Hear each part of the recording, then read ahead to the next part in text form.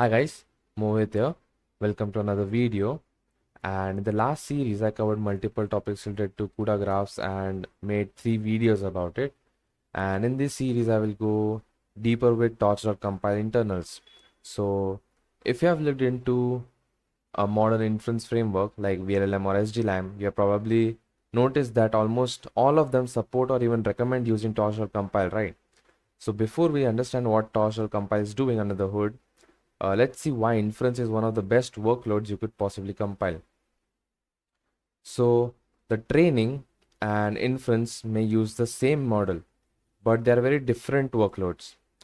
During training, every iteration performs both forward and backward passes. Gradients computed, optimized states are updated, and inputs often vary significantly between iterations. There is a lot of happening every single step, okay?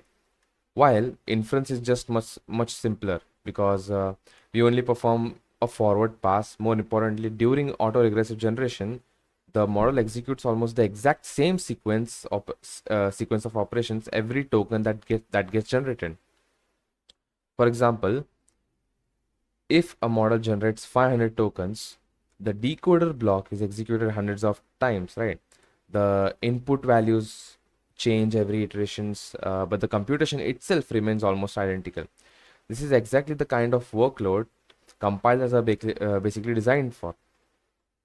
So even if compilation takes a few seconds, that cost is only paid once. Afterwards, every future execution can benefit from these optimizations. Now, let's look at how PyTorch normally executes your model. By default, PyTorch uses eager execution. That simply means every operation is executed immediately as Python reaches it. If your model contains a matrix multiplication, PyTorch just executes it right away. Then Python continues the next operation, executes that immediately, and so on until the forward pass finishes. Your model behaves exactly like a normal Python program. You can use loops, conditionals, print statements, debug tools, everything Python offers basically. The downside is that every operation is treated individually in this. So the Python executes an operations, then PyTorch dispatches it, then a CUDA kernel is launched, and then the control comes back to the Python. This entire process repeats for the next operation again and again. And that's where the actual problems come from. Compilers don't optimize these individual operations, right?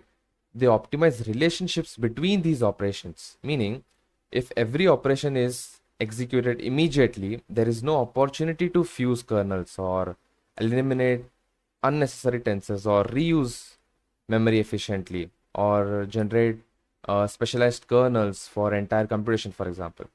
These optimization opportunities disappear because the compiler never gets to see the whole picture. So the question isn't what model computes anymore, it's how PyTorch chooses to execute it. And that's exactly where torch.compile helps.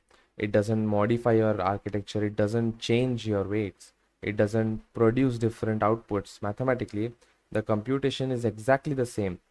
The only thing that changes is how PyTorch executes that computation. That's it.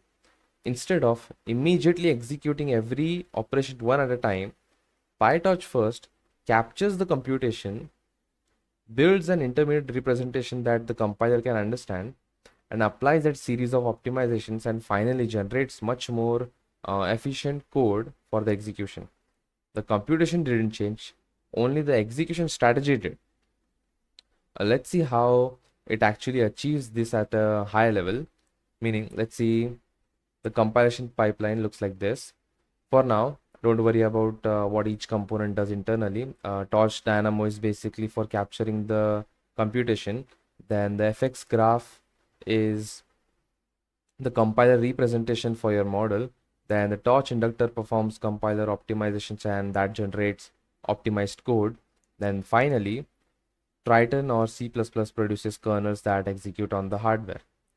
Now I will make a dedicated videos on explaining each one of these components in depth.